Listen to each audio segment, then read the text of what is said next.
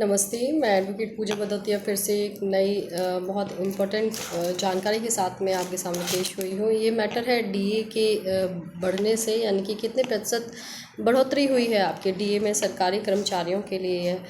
खासकर वीडियो है 3% बढ़ेगा डीए, यानी कि कब तक होगा ऐलान, केंद्रीय कर्मचारी के लिए आ गया है नया अपडेट। इसका पूरा मामला जान लेते हैं। यह बढ़ोतरी जुलाई 2025 से लागू मानी जाएगी, लेकिन अभी पूरी हुई नहीं है। लेकिन जब भी पूरी होगी वो मानी कब से जाएगी? जुलाई 2025 से लागू मानी जाएगी, यानी कर्मचारियों और पेंशन भोगियों की जुलाई से सितंबर तक के 3 महीने का एरियर बकाया भी मिलेगा। पूरी जानकारी अच्छे से समझदारी से सुनिएगा, आपके सारे सवाल यहीं कंप्लीट हो जाएंगे। जो अक्टूबर की सैलरी के साथ दिए जाने वाले डीए भत्ते के साथ में जुड़े होंगे। अच्छा, जान लेते हैं 7th पे कमीशन क्या है। सबसे पहले, यानी कि त्यौहार सीजन से पहले केंद्र सरकार अपने कर्मचारियों और पेंशन भोगियों को तोहफा देने जा रही है। कर्मचारियों और पेंशन भोगियों को तोहफा देने के मामले में उन्होंने क्या बढ़ोतरी की है, ये जान लेते हैं। सूत्रों के मुताबिक केंद्र सरकार महंगाई भत्ते यानी कि डीए और महंगाई राहत यानी कि डीआर में दोनों में 3% की बढ़ोतरी करने का ऐलान कर चुकी है। इस फैसले से देश भर में करीबन 1.25 करोड़ से अधिक केंद्रीय कर्मचारी और पेंशन भोगी लाभान्वित होंगे। जानकारी के अनुसार इसका औपचारिक ऐलान अक्टूबर के पहले हफ्ते में किया जा सकता है, औपचारिकतावश।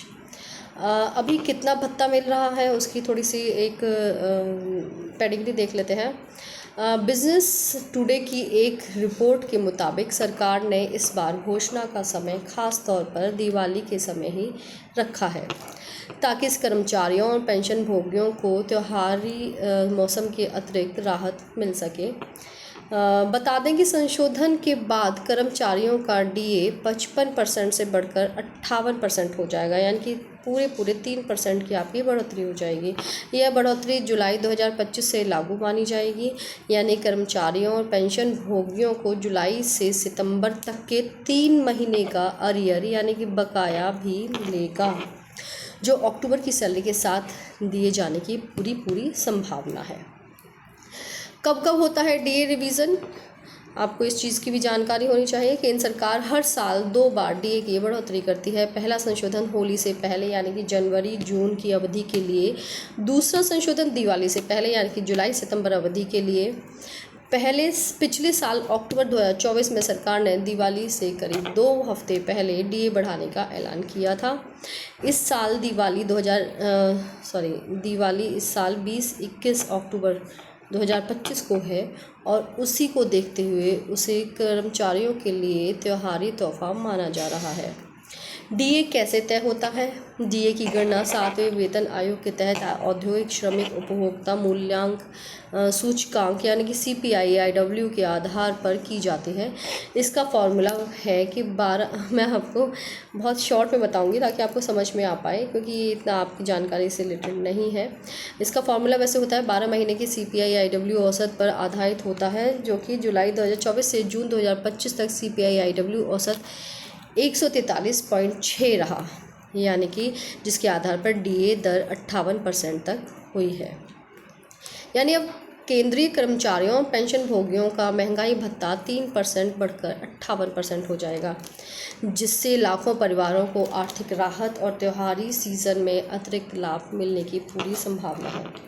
सैलरी और पेंशन पर असर पड़ेगा, यानी कि अगर किसी कर्मचारी का बेसिक वेतन 50,000 रुपये है तो पहले 55% डीए के हिसाब से उसे 27,500 रुपये मिल रहे थे।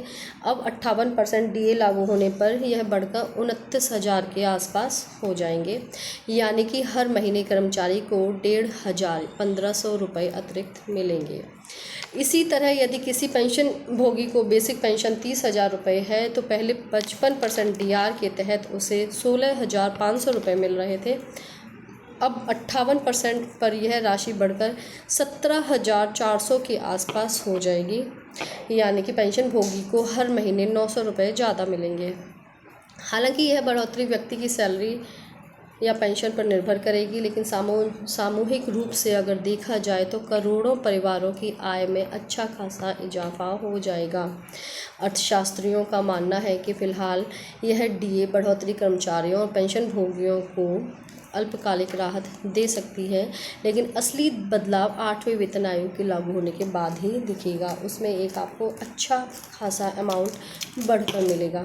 ये जानकारी थी उन लोगों के लिए जो कि केंद्रीय सरकार के सरकारी कर्मचारी हैं, उनको कहीं ना कहीं एक राहत का समाचार जानकारी यह है। आपके नोन में अगर हैं कोई ऐसे लोग जो सरकारी सेवा में कार्यरत हैं केंद्र की तरफ से, तो उनके साथ वीडियो ज़रूर शेयर करें ताकि उनको कुछ ना कुछ राहत की जानकारी मिले।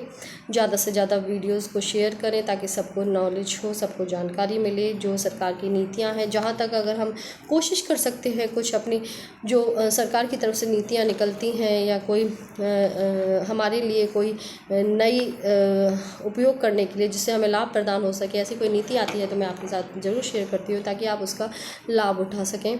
मेरा आपको वीडियो कैसा लगा कमेंट बॉक्स में ज़रूर बताएं। कोई प्रश्न है तो उससे ज़रूर लिखें, मैं कोशिश करूँगी उसका जवाब देने की जैसे ही मुझे वक्त मिलेगा। वीडियो को लाइक करें, चैनल को सब्सक्राइब करें। धन्यवाद।